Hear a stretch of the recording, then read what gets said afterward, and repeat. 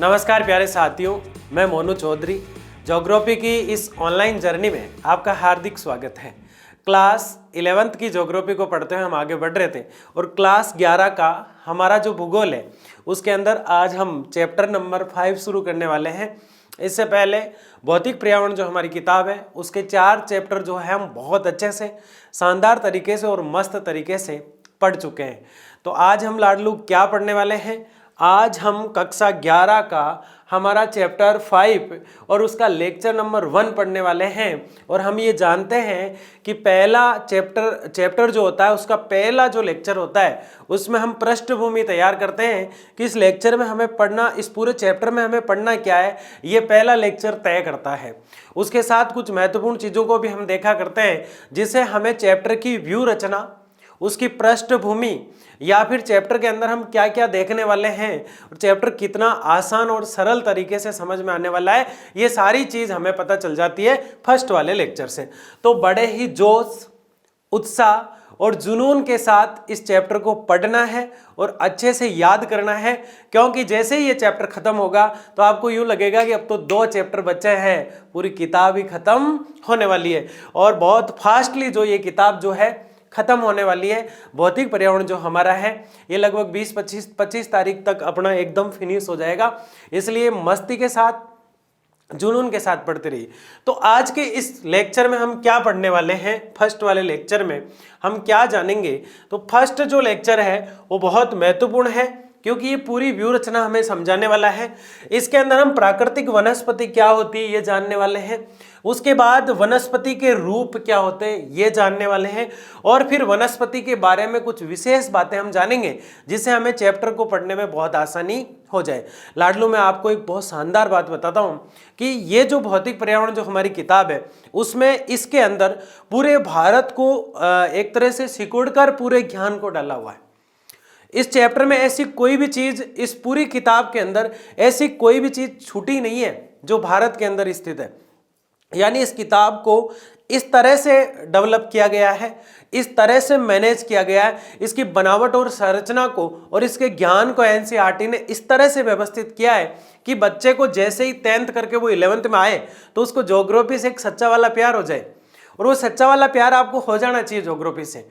तो भूगोल के अंदर हम क्या देखते हैं, ये तो हम बचपन से पढ़ता है, पृथ्वी गोल है, लेकिन भूगोल को वास्तविक तरीके से पढ़ने के लिए हमें क्रमबद्ध तरीके से अध्ययन क्या करना पड़ता है, क्योंकि भूगोल एक क्रमबद्ध अध्ययन है, भूगोल एक व्यवस्थित अध्ययन है। इसलिए कहा जाता है भूगोल कला और विज्ञान, साइंस और आर्ट्स दोनों है, क्योंकि इसके अंदर साइंस के फॉर्मूले भी आप देखते हो, मैथमेटिकल चीजें भी इसके अंदर आती है। तो भूगोल जो है उसके अंदर पूरी पृथ्वी की संरचना की बात करते हुए हम पृथ्वी के ऊपर क्या क्या पाया जाता है, और इस संदर्भ में इस किताब में हम भारत के बारे में चर्चा कर रहे हैं। भारत जो है उसकी स्थिति और आकार को देखा हमने पहले चैप्टर में, दूसरे में भारत के डिवाइडेशन कर दिए थे, तीसरे के अंदर हमने नदियां आदि चीजों का जिक्र किया, और चौथे के अंदर भारत में बदलते हुए मौसम, बदलती हुई जलवायु, बदलता हुआ मानसून आदि पर हमने चर्चा की।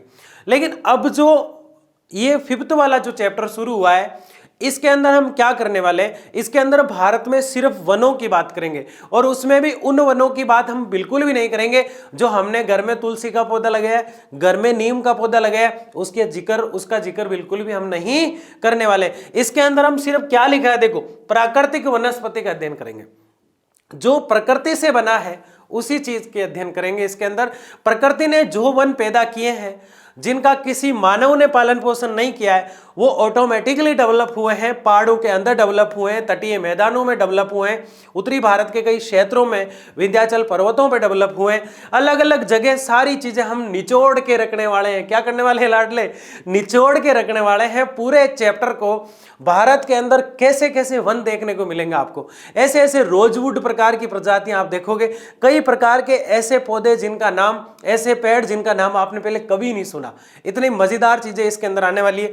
मैं आपको इस टॉपिक से, इस लेक्चर से और इस चैप्टर से जोड़ने का प्रयास कर रहा हूं, क्योंकि बड़ा इंटरेस्टिंग जो है ये चैप्टर होने वाला है, और वो समझ में जब आएगा, मैं सीधा सीधा बता दूं आपको, वो समझ में जब आएगा जब आप फर्स्ट वाले लेक्चर से लेकर 5 या 6 लेक्चर इसके होंगे, लास्ट 6 और कम से कम 5 इन लेक्चर में आप टिके रहेंगे और शानदार तरीके से इसको रिवाइज करते रहेंगे और पढ़ते रहेंगे तो ये समझ में आ जाएगा, नहीं तो बड़ा मुश्किल हो जाएगा। लेकिन इससे सिंपल कोई चैप्टर नहीं है। अगर ये चैप्टर आपको समझ में आ जाता है तो इसका मतलब बुक पूरी समझ में आ गई, क्योंकि फोर्थ वाला चैप्टर जो है उसी की एक ब्रांचेज के रूप में ये निकला है। और फोर्थ और फिफ्थ वाला जो चैप्टर है, उन दोनों चैप्टर की बात अगर हम करें तो उनमें बाढ़ का कहीं जिक्र हो रहा था, कहीं सूखे का जिक्र हो रहा था, कहीं मिट्टी का जिक्र हो रहा था। तो अगले दो चैप्टर 6 और 7 हम पढ़ने वाले, वो बाढ़, सूखा और सिर्फ मिट्टी की बात करेंगे। बाढ़, सूखा, सुनामी, मिट्टी, ये सब बातें अब होने वाली है। तो वो जो है 7-8 लेक्चर का काम है पूरा ये चैप्टर होने के बाद। तो इसको बहुत आसानी से पढ़ना है, कुल मिला के ये कहना चाह रहा हूं मैं आपसे। क्योंकि एग्जाम जब पास में आता है तो हम सोचते हैं यार पता नहीं अब क्या करें, अब क्या करें। घबराना नहीं है, नए लेक्चर तो देखने ही है, पुराने वाले को थोड़ी स्पीड के साथ देखो, लेकिन उसे देखते रहो। अब इस पर ज्यादा बात नहीं करते हैं। निखिल सर मोटिवेशनल वीडियो डालते रहते हैं, देखना चाहिए कि बैकलॉग कैसे क्लियर करें, कैसे क्या करना चाहिए, कैसे पढ़ना चाहिए, एग्जाम समय में क्या करना चाहिए। अभी लेटेस्ट उनका संडे का एक वीडियो है, उसको भी आप अच्छे से देखो कि अब क्या करें, एकदम से घबराहट जैसी हो गई है ना, तो वो भी आप देखा करें। लेकिन यहां आज हम प्राकृतिक वनस्पति की बात करने वाले, वो वनस्पति जो कहां बनी है, पहाड़ों के अंदर ऑटोमेटिकली उग जाती है, उस वनस्पति की बात करेंगे। और इसको हम डिवाइडेशन करके 5 भागों में बांटकर पढ़ने वाले हैं। वनस्पति के रूप क्या क्या होते हैं, वो 5 रूप जो बता रहा हूं उसी की बात है ये, और वनस्पति विशेष हम देखने वाले हैं। तो शुरू करते हैं आज के इस मजेदार लेक्चर को जोश और जुनून के साथ। कमेंट बॉक्स में जय हिंद जरूर लिख दीजिएगा, है ना। देखिए, भारत में विभिन्न प्रकार की वनस्पतियां पाई जाती है। भारत में कोई वनस्पतियों की कमी नहीं है लाडले, जिधर देखो उधर वनस्पति। फिर भी ऐसा कैसा कि 24% वन ही है, जबकि 33% भारत के अंदर वन होना चाहिए। ठीक है, स्थिति ऐसा नहीं है कि भारत के अंदर वनों की स्थिति अब उतनी कम रही है। पहले 19% ही वन हुआ करते थे, जबकि 33% होने चाहिए। लेकिन पिछले कुछ सालों से डेवलप किया हमने वनों को, और वनों को डेवलप करने का मतलब है वनों पर हमने ध्यान दिया। और आज भारत में 24-25 राउंड फिगर 25% वन है, यानी 100 बीघा जमीन हमारे पास है। दैट से इमेजिन कर रहे हैं हम थोड़ा सा, काल्पनिक रूप से 100 बीघा जमीन होती है किसी के पास, तो 25 बीघे के अंदर उसके अंदर पौधे हैं, यानी 25 बीघा क्षेत्र पौधे वाला है, प्रकृति वनस्पति वाला है। ऐसी बात हम कर रहे हैं। आगे हम क्या कह रहे हैं, हम आपसे ये बता रहे हैं कि भारत के अंदर वनस्पति जो है, पेड़ पौधे जो है, वो डेवलप होते जा रहे हैं। और 17 केंद्र शासित और राज्य ऐसे हैं जहां वन पर्याप्त मात्रा में है। तो आज हम सजग हो गए, और आपको भी प्रत्येक बच्चे को एक पेड़ अपने घर में लगाना है, ये हमारा मिशन है। राहुल सर कहते रहते हैं सेव एंड सोयल, तो पौधा लगाना चाहिए। क्योंकि प्रकृति, भूगोल के बच्चों को तो प्रकृति से इतना प्रेम होना चाहिए कि प्रेम बाहर मतलब ढुलने लग जाए, यूं प्रेम बिखर बिखर के बाहर आए प्रेम, इतना प्रेम प्रकृति से होना चाहिए, तभी ज्योग्राफी आपको अच्छे से समझ में आएगी। भूगोल क्या कहता है, भूगोल कहता है सिर्फ पृथ्वी को गोल गोल घुमा मत तू, है ना। तू ये भी कर कि जो चीजें तुझे करना है, जो चीजें आपको करना है, पेड़ पौधे आपको लगाना है, मिट्टी का अपरदन आपको रोकना है, भूमि का संरक्षण आपको करना है, ये चीजें आपको करना है। तो क्योंकि मानव कुछ चीजें कृत्रिम रूप से करता है, कुछ उसे प्रकृति दिया करती है। देखिए यहां जो क्या है, भारत में विभिन्न प्रकार की वनस्पति पाई जाती है, कोई पार ही नहीं है वनस्पति का। हिमालय पर्वतों में अलग वनस्पति मिलेगी आपको, पश्चिम घाट पे आपको अलग वनस्पति मिलेगी। डेल्टा जो क्षेत्र होता है, इसको डेल्ट लिखा हुआ है, ये क्या शब्द है भाई, डेल्टा। डेल्टा क्षेत्र में अलग वनस्पति मिलेगी। राजस्थान के मरुस्थल में आपको अलग वनस्पति मिलेगी। अब देखो, जिस बच्चे ने शुरू से पढ़ाई की है उसको बहुत आसानी से समझ में आ गया, हिमालय पर्वत का नाम लेते ही कि भारत के इस क्षेत्र की बात हो रही है, भारत के इस क्षेत्र की बात हो रही है। क्योंकि ये जो क्षेत्र है भारत का, ये हिमालय पर्वतीय क्षेत्र है। कौन सा क्षेत्र, ये क्षेत्र। और जैसे ही उसने बोला पश्चिम घाट, तो वो समझ गया कि भारत के जो निचला क्षेत्र है भारत का, उस क्षेत्र की बात हो रही है। भारत के किस क्षेत्र की बात हो रही है, भारत के इस पश्चिम घाट की बात हो रही है। किस घाट की बात हो रही है, भारत के पश्चिम घाट की बात हो रही है। अपने आप पता चल जाता है पढ़ने वाले बच्चों को, डेल्टा क्षेत्र की जैसे ही बात होती है, इसका मतलब कोई नदी आती है और जो मिट्टी साथ में लाती है, जो मिट्टी छोड़ देती है, वो डेल्टा क्षेत्र है। या फिर यूं कहूं मैं सीधे सिंपल तरीके से कि जो मिट्टी आती है वो तो डेल्टा क्षेत्र है ही, लेकिन नदी थोड़ी सी धीमी होती है, थोड़ा सा बहाव क्षेत्र को फैलाती है, और वहां जो बनता है वो डेल्टा क्षेत्र होता है। ये चीज हमने बहुत अच्छे से पढ़ रखी है। राजस्थान का मरुस्थल, राजस्थान एक राज्य है, उसमें मिट्टी वाला क्षेत्र है, जैसलमेर, बाड़मेर, बीकानेर। तो वो जो मिट्टी वाला क्षेत्र है उसके लिए मरुस्थल शब्द का प्रयोग हुआ है। तो अब आप बताइए, ये जो पश्चिमी घाट वाला क्षेत्र है, यहां कैसी वनस्पति देखने को मिलेगी? तो यहाँ शीतोष्ण उष्ण कटिबंधीय मिलेगी यहाँ पे। लेकिन हिमालय वाले क्षेत्र की अगर हम बात करें, इस पहाड़ी क्षेत्र की अगर हम बात करें, हिमालय वाले क्षेत्र की अगर हम बात करें, इस पहाड़ी क्षेत्र की अगर हम बात करें, तो शीतोष्ण कटिबंधीय वन मिलेंगे। कैसे मिलेंगे? कटिबंध का मतलब क्या होता है? क्षेत्र। तो इन क्षेत्रों में वन जो है वो कैसे मिलेंगे? शीत प्लस उष्ण, ठंडे और गर्म वाले क्षेत्र के, यानी कि पहाड़ों में तो हवाएं चला करती है, पहाड़ तो ठंडे ही हुआ करते हैं, हिमालय वाले तो शीतोष्ण कटिबंधीय जलवायु यहाँ देखने को मिलेगी। और बहुत अच्छे से हिमालय के सारे वनस्पति को हम बहुत अच्छे से पढ़ने वाले हैं। फिर पश्चिम घाट की अगर बात करें, एक व्यू रचना के रूप में अभी हम देख रहे हैं इसको। पश्चिम घाट की अगर बात करें तो उष्ण कटिबंधीय वन मिलेंगे। कैसे मिलेंगे? उष्ण कटिबंधीय वन, यानी उष्ण का मतलब सीधा सीधा लाडले गर्म है। क्या है? गर्म क्षेत्र। कटिबंध का मतलब क्षेत्र, तो गर्म क्षेत्र वन, गर्म क्षेत्र वाले वन इसको हम बोल सकते हैं। फिर आगे क्या कह रहा है? डेल्टा क्षेत्र की बात कर रहा है। डेल्टा क्षेत्र में उष्ण कटिबंधीय वन मिलते हैं। यहां भी क्या मिलते हैं? गर्म मिलते हैं, जैसे वहां मिले हैं। राजस्थान के मरुस्थल की बात करें तो मिट्टी मिट्टी है वहां पे, और कुछ है ही नहीं। एक गाना चलता है राजस्थान में पॉपुलर, लावण के लागियो भरबूट्यो। भरबूटिया एक नुकीला सा छोटा सा वनस्पति होता है जो कांटेदार होता है। तो वो चीजें वहां देखने को मिलती है। कहां? झाड़ियां, कांटेदार वनस्पति। कहां? पश्चिम राजस्थान में, क्योंकि बारिश 50 सेंटीमीटर वार्षिक औसत कितना है जैसलमेर का, यानी पश्चिम राजस्थान की बात कर रहे हैं। पश्चिम राजस्थान का वार्षिक औसत जो है जल का, जो वर्षा का, वो 50 सेंटीमीटर से कम है। आप सोचो, एक दिन में 1400 सेंटीमीटर बारिश हो जाती है। कहां? एक दिन में 1400 सेंटीमीटर वर्षा हो जाती है। किस स्थान पर? भारत का सबसे ज्यादा वर्षा वाला स्थान मौसिनराम, वहां इतनी बारिश हो जाती है। जबकि यहां तो वहां एक दिन में होती है उतनी, तो यहां 8-10 साल में नहीं होती, क्योंकि टोटल कितना औसत है? 50 सेंटीमीटर। तो ऐसे में मुझे बताओ, अमरूद लगेंगे क्या? केले लगेंगे? कुछ नहीं लगेगा। झाड़ियां होगी और कांटेदार वनस्पति होगी, घास होगी जैसे टांटिया घास होती है, फोग घास होती है जैसे फोग परफ्यूम बना करता है। ये चीजें यहां देखने को मिलती है। लेकिन राजस्थान का मरुस्थल खनिज तेलों का क्या है? मुख्य घर माना जाता है। भाग्य में ऐश्वर्या, ऐसे तेल के कई कुएं हैं यहाँ पे बाड़मेर राजस्थान के क्षेत्र में, इस मरुस्थल में।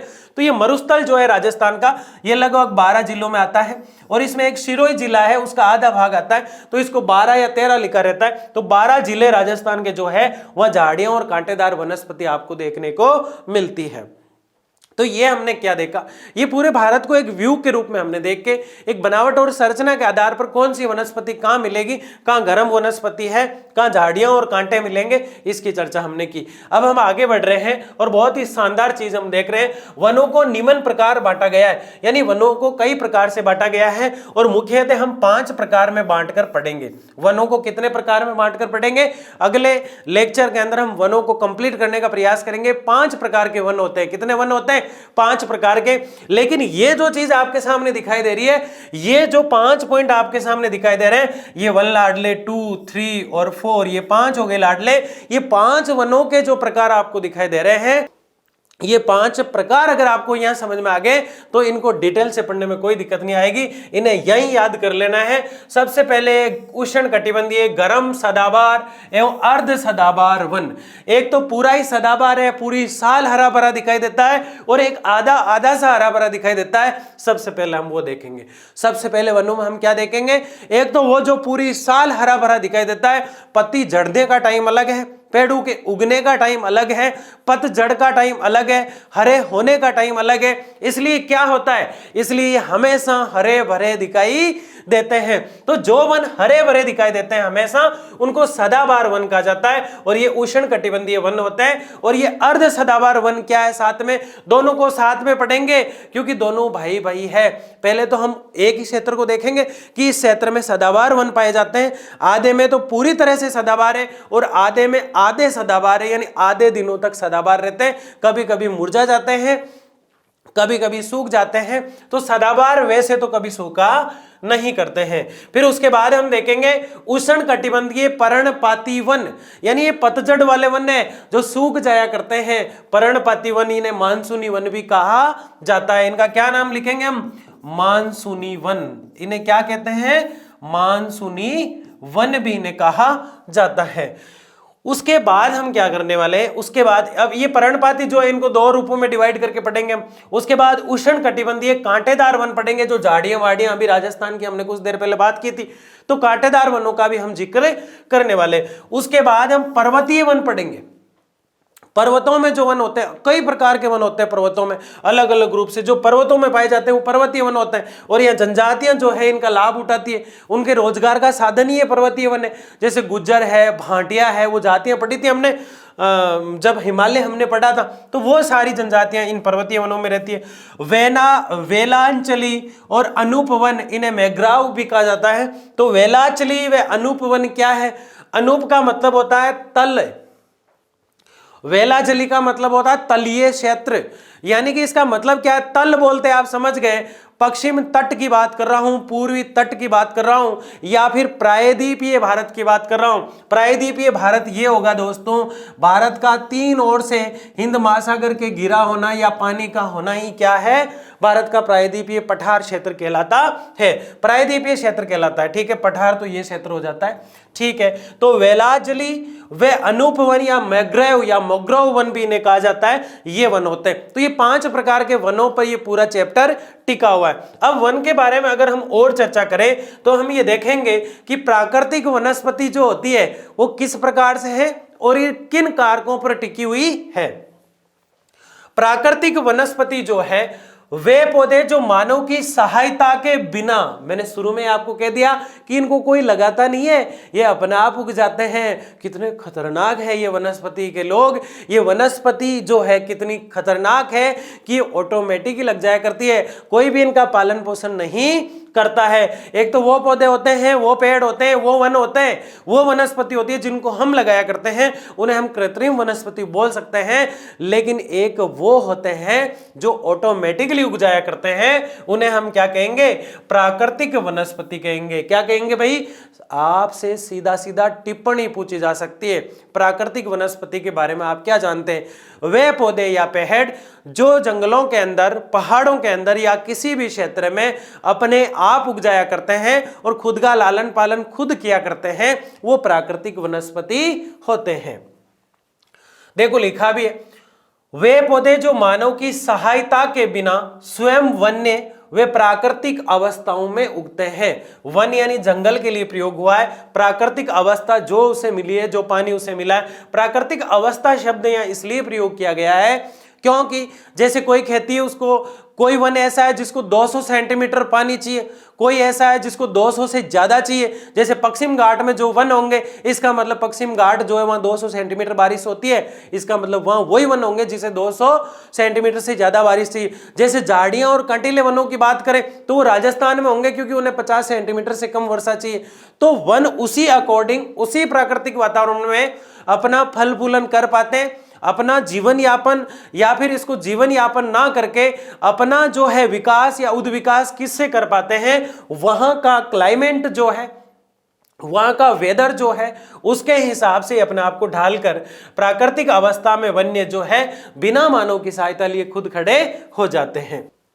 दूसरे शब्दों में विभिन्न पर्यावरणीय तंत्र, परितंत्रीय परिवेश में जो कुछ भी प्राकृतिक रूप से दिखाई देता है, दूसरे शब्दों की अगर बात करें तो विभिन्न पर्यावरणीय तंत्र और परितंत्रीय परिवेश में जो कुछ भी प्राकृतिक रूप में उगता है उसको क्या कहा जाता है, प्राकृतिक वनस्पति। ये क्या कहना चाह रहे हैं, चाहे कैसा भी पर्यावरण है उससे उसको फर्क नहीं पड़ता वनस्पति को, लेकिन उस पर्यावरण में जो कुछ उसे चाहिए वो उसे मिल जाना चाहिए। जैसे प्राकृतिक हमने ये देखा, बहुत आंधियां आती हैं, धूप बहुत कम दिखाई देती है, लेकिन कोई वनस्पति ऐसी है जिसको जल चाहिए और वो उसे वहां मिल जाता है तो वो अपना पालन पोषण करके बड़ा हो जाता है। तो ये प्राकृतिक वनस्पति की बात है हम कर रहे हैं। वनस्पति के कारकों पर निर्भर करती है, वनस्पति कई कारकों पर निर्भर करती है और वो कारक आपको दिखाई दे रहे। वनस्पति जो होती है उसके लिए अच्छा तापमान चाहिए। क्या चाहिए, अच्छा तापमान। अब अलग अलग पौधों को अलग अलग तापमान की जरूरत होती है। कई वनस्पति ऐसी होती है जिनको ज्यादा तापमान की जरूरत होती है, कई वनस्पति ऐसी होती है जिनको कम तापमान की जरूरत होती है। तो तापमान पर भी निर्भर करता है, उसके अलावा जलवायु क्लाइमेट पर भी निर्भर करता है, उसके अलावा मिट्टी पर निर्भर करता है और उसके अलावा भूभाग पर निर्भर करता है। किस पर निर्भर करता है, भूभाग पर निर्भर करता है। तो ये चीजें जो है क्या करती हैं, वनस्पति को प्रभावित किया करती है। अब जलवायु कैसे प्रभावित करेगी, जैसे कहीं शीत जलवायु है, या फिर कहीं ग्रीष्म रूप की जलवायु है, या फिर कहीं विंटर वाली एक तरह से, या फिर कहीं समर वाली, या फिर कहीं ऐसा माहौल बना हुआ है जहां शीतोष्ण, शीत और उष्ण दोनों है, या फिर कहीं उष्ण कटिबंधीय यानी गर्म क्षेत्र है, तो वो जलवायु जो है हमने बहुत अच्छे से पढ़ रखी है। जलवायु भी किस पे फर्क असर डालती है, वनस्पति पे असर डाला करती है। भूभाग जमीन कैसी है, जैसे कहीं जलोढ़ मिट्टी मिल गई। अब कुछ पौधे ऐसे होते हैं जो पहाड़ी पत्थरों में खिल जाते हैं, और कुछ ऐसे होते हैं कि जिन्हें बहुत अच्छी जमीन चाहिए, खुला खेत चाहिए। तो अलग अलग प्रकार की अलग अलग जो वनस्पति होती है उसको अलग अलग भूभाग की जरूरत होती है। यानी मैं ये कहना चाहता हूं, जिस प्रकार का पेड़ है उसको उसी के अनुसार क्लाइमेट यानी जलवायु चाहिए, उसको उसी के अनुसार मौसम चाहिए, उसको उसी के अनुसार तापमान चाहिए, उसको उसी के अनुसार मिट्टी चाहिए, उसको उसी के अनुसार भूभाग चाहिए। अब यहां जैसे मैं और जोड़ना चाहूं तो यहां मैं मौसम लिख सकता हूं। अब कोई होते हैं जिन्हें मानसूनी वर्षा चाहिए तो मानसून ऐड कर सकता हूं। तो कई प्रकार के, कई ऐसे पौधे होते हैं जिन्हें चक्रवाती तूफान की जरूरत होती है, कई ऐसे होते हैं जिसे दिसंबर और फरवरी में जो माउट आती है उसकी जरूरत होती है। तो वनस्पति पर प्रभाव डालने वाले उन तत्वों, उन अलाइनमेंट या उन कारकों की बात हम कर रहे हैं जो किसी ना किसी रूप से प्राकृतिक जो वनस्पति होती है उस पर असर डाला करते हैं। आगे देखिए, वनस्पति ये बहुत इंपॉर्टेंट चीज है। ये लगभग 8-10 पॉइंट हम अब देखने वाले हैं जो वनस्पति के बारे में हमें समझा देंगे कि वास्तव में वनस्पति है क्या। वैसे आप जानते हैं वनस्पति जो है वो शब्द प्राकृतिक वनों को पढ़ने के लिए हम प्रयोग में ले रहे हैं, और वनस्पति का मतलब जो भी वन पाए जाते हैं, चाहे वो किसी भी क्षेत्र में, चाहे वो भारत है, चाहे भारत का कोई राज्य है, चाहे वो दक्षिण अमेरिका के अमेजन वन है, चाहे किसी भी प्रकार के वनों की अगर बात करते हैं तो उनके लिए संयुक्त रूप से हम वनस्पति शब्द का प्रयोग किया करते हैं। लेकिन प्राकृतिक वनस्पति वे वनस्पति है जो सीधा सीधा क्या बताती है हमें, प्रकृति ने खुद जिन वनों को पैदा किया है वो प्राकृतिक वनस्पति है। अब वन जो होते हैं उनसे लाभ क्या है, इन वनस्पति से हमें लाभ क्या है, बहुत छोटी छोटी चीजें हम देखने वाले। ऑक्सीजन का उत्पादन सबसे पहले क्या है, ऑक्सीजन का उत्पादन कौन करते हैं, वन करते हैं। पानी की गुणवत्ता में सुधार लाते हैं, कहीं बारिश नहीं होती है वहां ढेर सारे वन लगा दो, अपने आप बारिश को खींचते हैं। वन क्या करते हैं, बारिश को खींचते हैं। अब कोई लिखेगा कमेंट बॉक्स में, वन हमें छाया देते हैं, वन हमें पान का पत्ता देते हैं जिससे हम पान खा सकते हैं, वन हमें जो है छाल दिया करते हैं जिससे आयुर्वेदिक दवाइयां बना करती है, वन जो है हमें लकड़ी दिया करते हैं जिससे दरवाजे खिड़कियां बनते हैं, वन जो है उनके पत्तों पर कई जगह जो है उनकी प्लेट बनाई जाती है, उस पर खाना खाया जाता है। तो वनों के ढेर प्रकार के लाभ जो आप सोच रहे हैं ये छोटे छोटे, ये तो बहुत छोटे, और भी बड़े बड़े लाभ वनों के देखने को मिलते हैं और उनकी चर्चा हम कर रहे हैं। ये कोई लेक्चर इतना कठिन नहीं है जितना आप सोच रहे हो। इसमें तो मैं आपको जोड़ना चाह रहा हूं, आगे जो चीज आने वाली है वो बड़ी मजेदार आने वाली है। ठीक है, भूमि अपरदन, वन जो होते हैं भूमि के अपरदन को रोकते हैं। देखो नदियों की सबसे बड़ी समस्या क्या थी, नदियों से सबसे बड़ी समस्या हमें हो रही थी, ये नदी आ रही है, ठीक है, और यहां जितनी भी मिट्टी पास में हुआ करती थी तो इस क्षेत्र की जो उपजाऊ मिट्टी है, कैसी मिट्टी है, उपजाऊ जो मिट्टी है उसको साथ ले जाया करती थी नदी, और उस स्थान पर ले जाके खड़ी कर देती जहां उसकी जरूरत ही नहीं है, वहां वैसे ही उपजाऊ मिट्टी है और वो मिट्टी जलोढ़ मिट्टी कहला रही थी। लेकिन इस क्षेत्र में या इस क्षेत्र में आसपास में जो भी मिट्टी थी उसको नदी लेके चली गई। अगर इस नदी में मिट्टी को जाने से कोई रोक सकता है तो कौन है, या तो यहां बांध बनाया जाए तब रुक सकती है, यह तो सेकंड कारण हुआ। लेकिन फर्स्ट कारण क्या है जिससे मिट्टी के अपरदन यानी मिट्टी के बहाव को रोका जा सकता है, तो बहुत सिंपल कारण है और आप समझ चुके हैं, वो है पेड़, जिसको हम कह रहे हैं वनस्पति।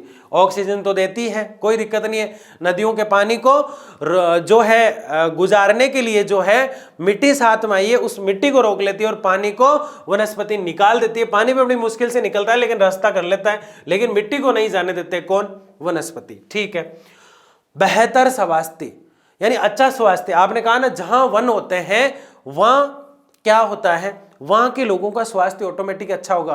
प्रदूषण अगर कहीं बढ़ रहा है, वन लगा दो ढेर सारे, प्रदूषण ऑटोमेटिकली खत्म हो जाएगा। जैसे दिल्ली में देखो आने वाले समय में 30-40 साल बाद देखना आप, लोगों को सांस लेने के लिए ऑक्सीजन सिलेंडर जो है कईयों को साथ लेके घूमने पड़ेंगे, ये सच्चाई बता रहा हूं मैं। लेकिन क्या है, वनों पर जोर नहीं दिया जा रहा। अगर वनों पे जोर दे दें तो ऑक्सीजन जो है वो अपने आप बनना शुरू हो जाती है और फिर सिलेंडर की जरूरत नहीं पड़ती है। तो वन बहुत बेहतर स्वास्थ्य के लिए क्या है, बहुत जरूरी है। एक व्यक्ति आने वाला है जो बहुत इंपॉर्टेंट है, जिसे वनों का नहीं वनस्पति का जनक कहा जाता है। किसका? वनस्पति विज्ञान का। किसका? वनस्पति साइंस का, वनस्पति विज्ञान का अगर कोई जनक कहलाता है तो उसका नाम है थियोफ्रेस्टल। क्या नाम है उसका? थियोफ्रेस्टल। अभी याद कर लो और चिपका दो। कहां? दीवार पे नहीं, कमेंट बॉक्स में। थियोफ्रेस्टल, थियोफ्रेस्टल लिख दो फटाफट से। थियोफ्रेस्टल कौन है? वनस्पति का जनक। ठीक है। प्राकृतिक वनों को मानसूनी वन भी कहा जाता है, कोई दिक्कत नहीं है। प्राकृतिक वन जो होते हैं उनकी कोई सिंचाई तो वहां करता नहीं है, कोई पानी डालने तो जाता नहीं है, क्योंकि ये तो खुद कहते हैं हम तो किसी पे निर्भर ही नहीं है। तो प्राकृतिक वनस्पति जो होती है वो मानसून पर निर्भर करती है। मानसूनी वर्षा जो होती है उससे इनका पालन पोषण होता है। ठीक है। वनस्पति का अध्ययन बोटनी कहलाता है। क्या कहलाता है? यानी ये वन जो है इनका अध्ययन किसमें किया जाता है? बोटनी में। तो क्या हम बोटनी पढ़ रहे हैं? बिल्कुल भी नहीं पढ़ रहे। हम क्या पढ़ रहे हैं? भूगोल। और भूगोल कहती है कि मैंने कुछ भी नहीं छोड़ा है, मैंने इतिहास को भी साथ लिया है, मैंने राजनीति विज्ञान को भी साथ लिया है, क्योंकि राजनीतिक क्षेत्रों का अध्ययन आपको करना है तो भूगोल का अध्ययन आपको आना चाहिए। हमने कह दिया भारत के अंदर इतने लोकसभा क्षेत्र है, अब किसी ने कहा देहरादून है, किसी ने कहा नीमच है, किसी ने कहा बिहार का पटना है, यूपी का कानपुर है, राजस्थान का जयपुर है ना। तो इस प्रकार से ये शहर जो है ये भूगोल को पढ़े बगैर समझ में आ सकते हैं क्या? बिल्कुल भी नहीं आ सकते। हिस्ट्री की बात इसलिए कर रहे हैं कि किस समय क्या हुआ था भूगोल में, हिस्ट्री की बात होगी। उसके अलावा यहां बॉटनी की बात कर रहे हैं क्योंकि हम जलवायु, मानसून आदि चीजों का अगर जिक्र कर रहे हैं, मौसम का, तो यह अध्ययन तो बॉटनी में होता है। तो भूगोल कहता है मैं सबको साथ लेके चलता हूं, वसुदेव कुटुंबकम, सारी पृथ्वी मेरा घर है और इसी आधार पर मैं क्या करता हूं? अपना कार्य करता हूं। यानी वनस्पति अध्ययन किसमें किया जाता है? भूगोल नहीं लिखना है, बॉटनी लिखना है। क्या लिखना है? बॉटनी। ठीक है। यह शब्द ग्रीक भाषा का है। बोटेनिकस वनस्पति का देवता, चंद्रमा और सोम को माना गया है। किसको माना गया है? चंद्रमा और सोम। वैसे चंद्रमा और सोम दोनों एक ही चीज के लिए प्रयुक्त हुए हैं। यहाँ पे आप सोम लिख दो या चंद्रमा, कोई फर्क नहीं पड़ेगा। यहाँ पे वनस्पति का देवता कौन है? सोम लिख दो, कोई दिक्कत नहीं है। आपको क्या याद हुआ यहाँ पे? एक तो वनस्पति का जनक कौन है, वनस्पति विज्ञान का जनक कौन है, एक तो ये। दूसरा वनस्पति जो है उसका अध्ययन किस सब्जेक्ट में होता है? तो बॉटनी में। और तीसरा वनस्पति जो है उसका देवता जो है वो चंद्रमा या सोम को माना जाता है। तो ये चीजें हमने देखी। आगे बड़ी सुंदर चीज हम पढ़ रहे हैं, वन और जीवन। वन जो है वो जीवन को कैसे प्रभावित करते हैं, वन जीवन में क्या महत्वपूर्ण स्थान रखते हैं। असंख्य, ध्यान से समझना है, 10 पॉइंट है, 4 यहां दिखाई दे रहे हैं, 6 अगली स्लाइड में, घबराना नहीं है ना। असंख्य जनजातियां लोगों के लिए वन एवं आवास, रोजी रोटी और अस्तित्व है। क्या कह रहा है ये? असंख्य जनजातियों ने, ढेर सारी जनजातियां जो है लोगों के लिए वन, आवास और रोजी रोटी का माध्यम है। भाई ये लाइन ऐसा कहना चाह रही है कि जंगलों के अंदर, पहाड़ों के अंदर असंख्य जनजातियां रहती है, ढेर सारी जनजातियां रहती है, और उन जनजातियों का रोजी रोटी का, लालन पोषण का या फिर खाने का कोई संसाधन है तो वो क्या है? जंगलों में पाए जाने वाले वन। वो क्या करते हैं? उन वनों के कंदमूल, फल फूल खाकर अपना, आज भी कई ऐसी जनजातियां हैं, ऐसे लोग हैं जो पहाड़ों में एक लंगोटी में रहते हैं और वहां के फल फूल खाकर अपना आहार या फिर अपना जीवन यापन करते हैं और अपना आहार की जो पूर्ति किया करते हैं। तो इसीलिए लिखा है असंख्य जनजाति लोगों के लिए वन, आवास और रोजी रोटी का कार्य करते हैं, अस्तित्व में आए हैं। दूसरा क्या है? ये उन्हें भोजन, फल, खाने लायक वनस्पति, शहद, पौष्टिक जड़ें और शिकार के लिए वन्य जानवर प्रदान करता है। क्या वन सिर्फ उनको फल और फूल ही देता है? बहुत कुछ देता है। क्या देता है? बहुत कुछ देता है। देखो ये उन्हें भोजन देता है। अब भोजन कहां से?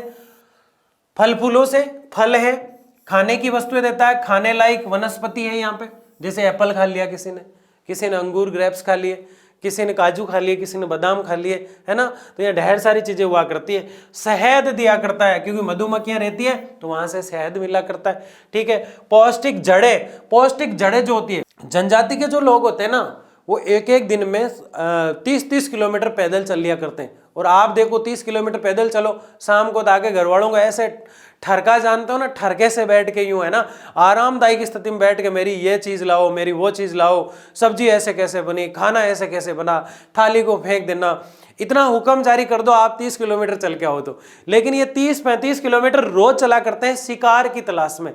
वैसे तो शिकार पर प्रतिबंध है, लेकिन ये शिकार क्या करते हैं, इन पर प्रतिबंध लगाने जाए कौन, पुलिस वाला जाए तो खुद खो जाए, उसको ढूंढने कौन जाए। तो जो है कि ये जो क्षेत्र है, ये अपने इस क्षेत्र में जो लोग रहते हैं वनस्पति वाले में, अब सिर्फ हम हिमालय वाले वनस्पति की बात कर रहे हैं यहाँ पे, जहाँ के लोग ज्यादा जीवन, उनका पूरा जीवन निर्भर किस पे है, वनस्पति पे। जैसे पश्चिम तटीय क्षेत्रों की बात करेंगे, वहां के वनस्पति के लोग ज्यादा प्रकृति पर निर्भर नहीं है, वो तो डेवलप होने लगे।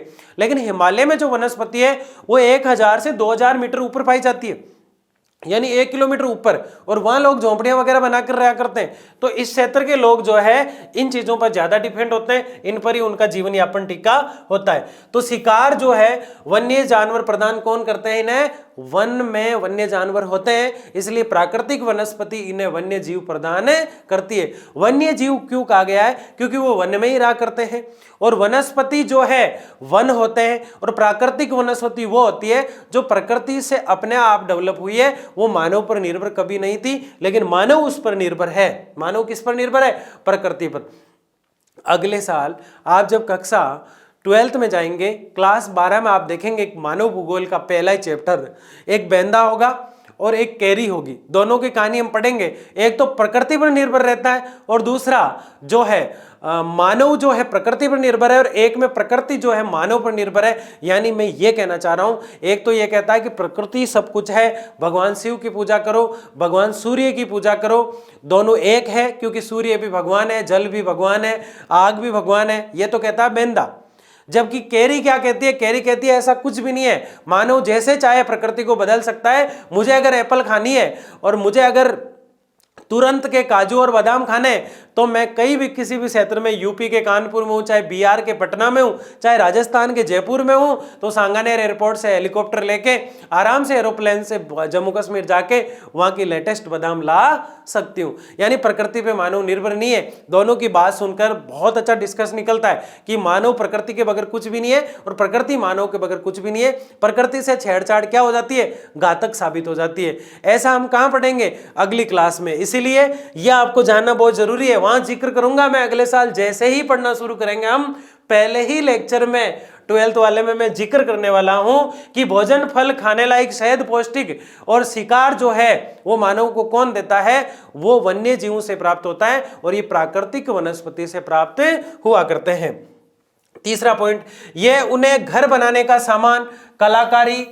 कलाकारी क्या होती है कि वस्तुएं देते हैं, कलाकारी मतलब इस्तेला करती हैं, बना करते हैं। इस्तेला करती नहीं करके इसको हम क्या कह सकते हैं, लघु उद्योग जो होते हैं, वहाँ के जंगल के जो लोग लघु उद्योग क्या करते हैं। लघु उद्योग का मतलब जैसे ये है कि मूर्ति बनाना, या फिर फल जो होते हैं उनको छील वील के मार्केट में बेचना, क्योंकि उन्हें और चीज़ों की भी तो जरूरत होती है। आजकल वनों की वनस्पति जो है, वहाँ जो लोग रहते हैं जनजाति लोग, वो भी डेवलप होने लग गए, और ऐसे में यूरोप के कई कंट्रीज जो है वनस्पति और प्राकृतिक वनस्पति वाले क्षेत्रों में जो जनजाति के लोग रहते हैं उनका सपोर्ट कर रहे हैं, उनका सहयोग कर रहे हैं ताकि वो डेवलप होए। तो ऐसे में क्या है, जैसे कि स्लेज गाड़ी जब हम पढ़ेंगे उसमें हम देखेंगे बर्फ पे चलने की जो गाड़ी होती है, आजकल पहले वो बर्फ पे चलने की जो गाड़ी होती थी स्लेज गाड़ी, उसको कुत्ते और रेडियार खींचा करते थे। लेकिन आज इनके पास विक्टर बाइक होती है जो बर्फीले क्षेत्रों में रहा करते हैं, दक्षिण अफ्रीका वाले इन क्षेत्रों में, तो उनकी बातें अलग है क्योंकि वो डेवलप हो रहे हैं। तो ये भी जनजाति के लोग क्या हो रहे हैं, डेवलप हो रहे हैं। ऐसे क्या होगा, शिकार रुकेगा और इनका जीवन जो है बेहतर हो पाएगा। अगला क्या है, घर बनाने के सामान वगैरह कौन देते हैं, प्राकृतिक वनस्पति। जनजातीय समुदाय के लिए वनों की महत्ता सभी जानते हैं, क्योंकि ये उनके जीवन और आर्थिक क्रियाओं के आधार है। वनों की महत्ता तो आप भी जानते हैं और मैं भी जानता हूं, क्योंकि वन बहुत महत्वपूर्ण है। बिना वनों के कुछ भी नहीं हो सकता। आज हम जो भी दैनिक जीवन में काम में चीजें ला करते हैं, उन सब में वनों का सहयोग है। किसका सहयोग है, जैसे मैं इस स्टूडियो में पढ़ा रहा हूं, तो ये दरवाजा जो बना हुआ है ये लकड़ी का बना हुआ है। ये जो प्लास्टिक है, ये प्लास्टिक जो है इसमें भी क्या है, वनों का सहयोग होता है। जो रबड़ बना करता है उसमें वनों का सहयोग होता है। कपड़े जो है कपास और सूती वस्त्र जो हुआ करते हैं वो वनों से बने होते हैं। तो वन कहीं ना कहीं किसी न प्रकार से, किसी क्या पूरे ही प्रकार से हमारा सहयोग करता है। बालों का तेल जो है वो हमें अलग अलग प्रकार के पेड़ पौधों से प्राप्त हुआ करता है, फसलों से प्राप्त हुआ करता है। तो वन एक दूसरे से, वन जो है मानव के जीवन को बेहतर बनाने में, सुख सुविधा वाला बनाने में बहुत सहयोग किया करते हैं। आगे देखिए, आप ये पढ़ चुके हैं, आगे देखिए। साधारणतः ये माना जाता है कि भारत के 593 डिस्ट्रिक्ट यानी जिलों में 188 जनजातियां, ट्राइब कहा जाता है इसको, 188 जनजातीय जिले हैं। भारत के 593 जिलों में से, भारत के 593 जिलों में से कितने, 188 जिले ऐसे हैं जहां जनजाति के लोग रहा करते हैं। जैसे वो भाटिया हमने पढ़ा था, गुज्जर हमने पढ़ा था। ये गुर्जर नहीं है, गुज्जर बोल रहा हूं मैं। गुर्जर अलग होता है और गुज्जर अलग होता है। गुज्जर जो होते हैं वो जनजातीय और पहाड़ी क्षेत्र में रहा करते हैं। गुर्जर जो है कई क्षेत्रों में देखने को मिलते हैं। तो क्या है, ये जनजातीय जिले जो है ये 593 में से कितने हैं, 188। जनजाति का मतलब क्या होता है, कई बार काफी देर से हम जनजाति कर रहे हैं।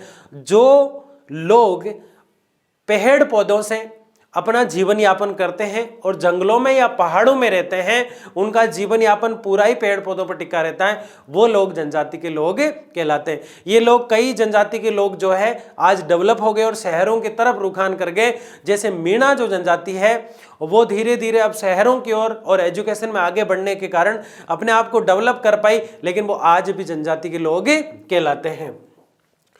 आगे क्या है, ये जनजाति जिले भारत के कुल भौगोलिक क्षेत्र का 33.63% हिस्सा है। सीधा सा ही पता चल रहा है, 593 जिलों में से अगर 188 डिस्ट्रिक्ट इसके हो जाते हैं तो टोटल कितना है, पूरा भारत का जो क्षेत्रफल है उसका 33.63 यानी राउंड फिगर 34%।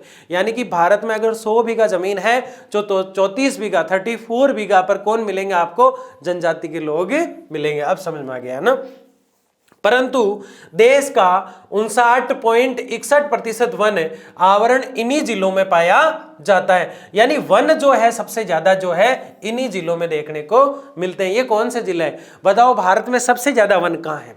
भारत में सबसे ज्यादा अगर कहीं वन है और प्राकृतिक वन अगर सबसे ज्यादा है तो क्षेत्रफल के अंदर सबसे ज्यादा वन वाला राज्य है कौन सा? आता है किसी को? बिल्कुल भी नहीं आता। मध्य प्रदेश। क्या है? मध्य प्रदेश वनों में 1 नंबर पर है। जबकि सबसे कम अगर वन कहीं है तो वो हरियाणा। वो कौन सा है? लड़कियां भी कम और वन भी कम। कहां? हरियाणा। ठीक है, तो ये हम देखेंगे। परंतु देश का कितना, 59.61% वन आवरण इन्हीं जिलों में पाया जाता है।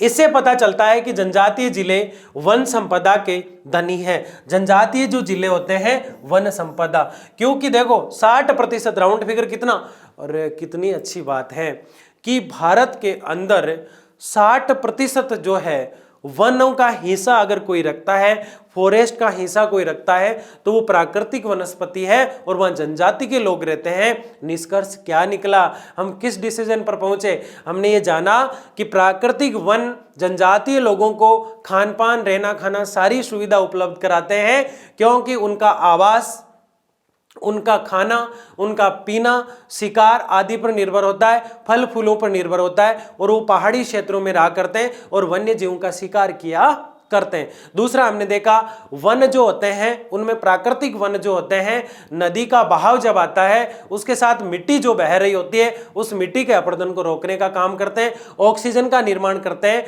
और यहां तक ये बात हुई कि लगभग 593 डिस्ट्रिक्ट में से 188 डिस्ट्रिक्ट ऐसे हैं जो इस क्षेत्र में आते हैं। और भारत के पूरे वन के आवरण की बात करें, पूरे वन के आवरण की बात करें तो लगभग कितना प्रतिशत, 60% राउंड फिगर, 60% इन्हीं क्षेत्रों में वन है।